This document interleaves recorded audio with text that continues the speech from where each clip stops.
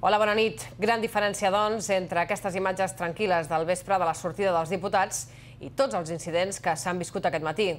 El Parc de la Ciutadella ha centrat l'actualitat d'aquest dimecres perquè avui, un dia clau en què començava el debat dels pressupostos al Parlament, un grup d'indignats ha increpat i ha volgut impedir l'entrada dels diputats a l'interior del recinte. Ja a la tarda, el moviment 15M s'ha volgut desvincular de tots aquests fets.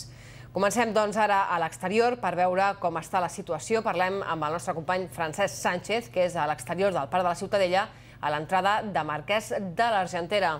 Anem en directe. Hola, Francesc, bona nit. Veig darrere teu hi ha un petit grup de persones. Què està passant ara mateix? Ja està tot tranquil, definitivament?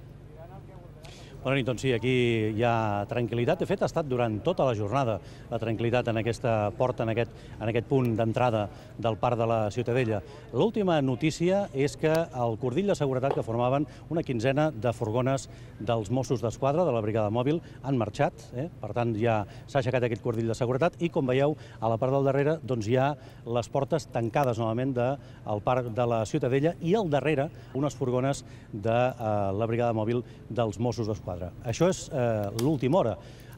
Cap a 7:15 de la tarda apareixien aquestes furgones dels Mossos d'Esquadra, una dotació que el que feien era treure les tanques i també les pancartes que havien estat durant tot el dia en aquesta porta principal del Parc de la Ciutadella. Es preparava l'operatiu per poder assegurar la sortida dels diputats. Vèiem també la sortida de furgones sobre les quals hi havia persones del Parlament. Per una altra porta, fins i tot ens comentaven que havien sortit caminant membres del propi Parlament i també de la premsa. Per tant, això és el que es podem explicar de moment, tal com està la situació ara mateix, amb unes desenes de persones, ciutadans normals, que han vingut aquí, fins aquí, però ja no es tracta d'una acampada. En la següent crònica podrem veure què és el que ha passat durant tot el dia al voltant del Parc de la Ciutadella.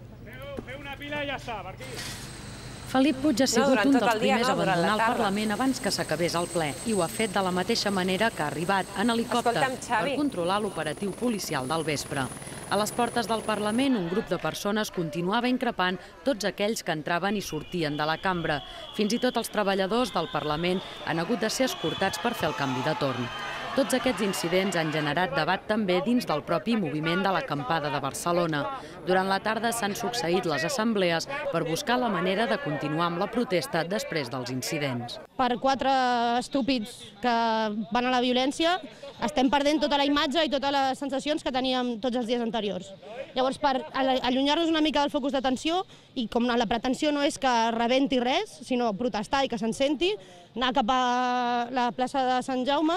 Aquesta ha sigut una de les decisions de l'Assemblea, abandonar la Ciutadella i concentrar-se pacíficament a la plaça Sant Jaume, però el grup s'ha dividit i alguns han decidit quedar-s'hi de totes maneres. A la xarxa, on s'ha gestat en bona part aquest moviment, també han ocupat molt d'espai les veus contràries a la violència. Els canals habituals del Twitter i el Facebook, on l'acampada fa les seves convocatòries, molts criticaven els fets del matí.